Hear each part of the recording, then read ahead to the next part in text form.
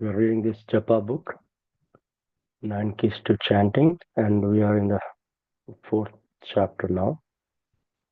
Chanting with the mind's help. The mind, the least subtle aspect of the subtle body, is a simple entity capable of being brought back to the mode of goodness.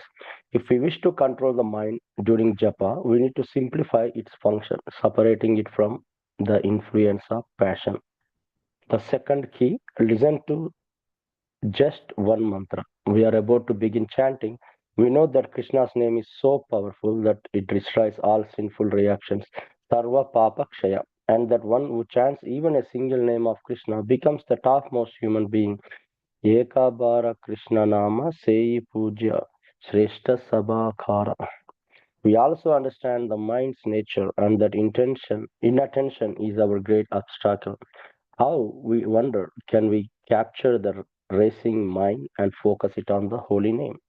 The easiest way to slow the mind is to give it a simple task. We have to stop trying to listen to our rounds. The task is too complicated for the mind and causes it to jump ahead to all the yet to be chanted rounds. Instead, making the mind's task easy, listen to only one mantra, the mantra you are chanting now. Don't be tempted to add anything to this task. Keep it simple. Don't even attempt to hear only one mantra at a time.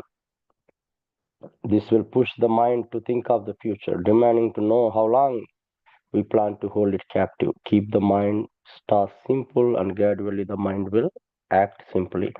The third key, state your determination. Giving the mind a simplified task only works in conjunction with the third key, determination. To direct the mind, we need to form a sankalpa, a statement for fixed determination or purpose. The mind will always tell us we have something more important to do than to chant Hare Krishna. We have to be determined enough to disregard the mind and to focus on the mantra. In my chanting, I have seen that unless I form a sankalpa, I generally will not have the ability to listen carefully to one mantra, understand the task, and be determined to execute it. All I have to do all I have to do is listen to one Hare Krishna Mahamantra, nothing more and nothing less. The Sankalpa can be stated quickly and subtly. It can touch our thinking as lightly as gentle breeze, and there is no need to pause between mantras to reaffirm it. We simply have to remember why we are sitting with a bead bag in hand. Chanting japa is not an invitation to the mind to wander where it chooses. It is time to enter our personal relationship with Krishna. Everything we aspire for is available in Hare Krishna Mahamantra. But to fulfill those aspirations, we must give the mantra our full attention. When we have gathered the necessary determination, we should then focus the mind on its simple task to listen to one mantra. We should not worry about the mantra that will follow that one we are chanting now. And certainly, we should not worry about the one that may have preceded it. Don't try to chant 16 good rounds or 10 high quality Mahamantras. Just chant attentively here one mantra. We can be determined only about one mantra we are chanting now. If we think ahead, even to plan greater determination for subsequent mantras, the mind will respond with increased passion. I will lose its focus on the holy name. What have we accomplished when we have chanted one mantra with attention? We have allowed our consciousness to touch the Krishna's transcendental holy name. We have bathed our consciousness in sweetness. These are the results that comes from simply listening to one Hare Krishna Mahamantra. But we might say, my mind is too quick. It's off before I can catch it. If it won't listen to one mantra, then request is to listen to one holy name, one Hare or one Krishna or one Rama until it slows down sufficiently to focus on the entire mantra. Chanting and hearing only one name is also wonderful and carries with it wonderful results. If the effect of listening to a single Mahamantra is so incredible, imagine what it would be like to hear many Mahamantras by Krishna's grace. Listening to our chanting is the beginning of our offenseless chanting, and offenseless chanting will allow us to experience the full effect of the chanting the Maha Mantra. However, we can chant for millions of lifetimes without attaining prema bhakti if one is infested with the 10 offenses in chanting of Hare Krishna Maha Mantra. Despite his endeavor to chant the holy name for many births, he will not get the love of Godhead that is ultimate goal of this chanting. Chaitanya Charitamrita Adilila 8:16. Can stop here for the fourth chapter we completed. So, as you know, title of the book is like nine keys, right? Nine keys to Japa.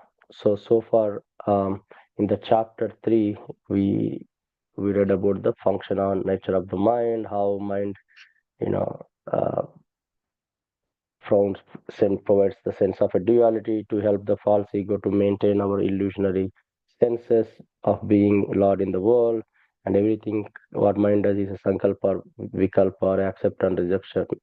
This is called mental concoction. So coming to the nine keys, so far we covered the first key until yesterday, that is chant Hare Krishna. So today's chapter we covered two keys. First key, second key is called listen to one mantra, and third key is sankalpa, to firmly determine. So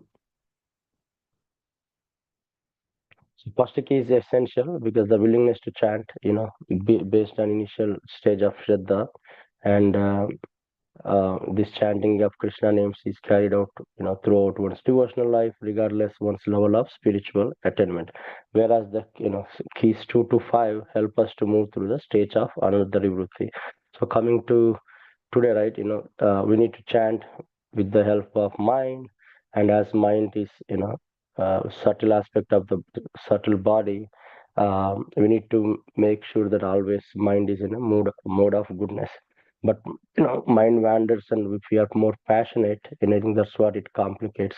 So to control the mind during japa, we need to simplify its function, and we need to separate it from the influence of passion.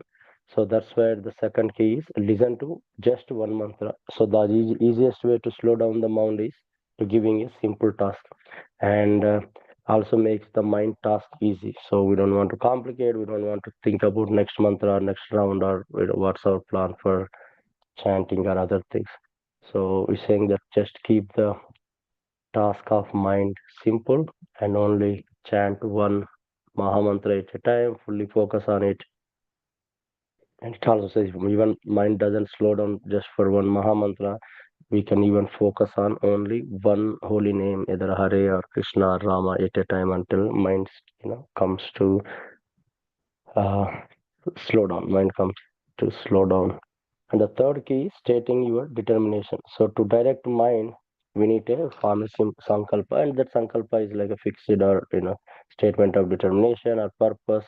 Unless we form a sankalpa, you know, we usually will not have a ability to listen carefully to one mantra. And that sankalpa can be stated quickly and subtly. And so I think we need to have a sankalpa and chant one maha mantra at a time. These are the two and key 2 and key 3. I completed the fourth chapter today. With that, we can conclude today's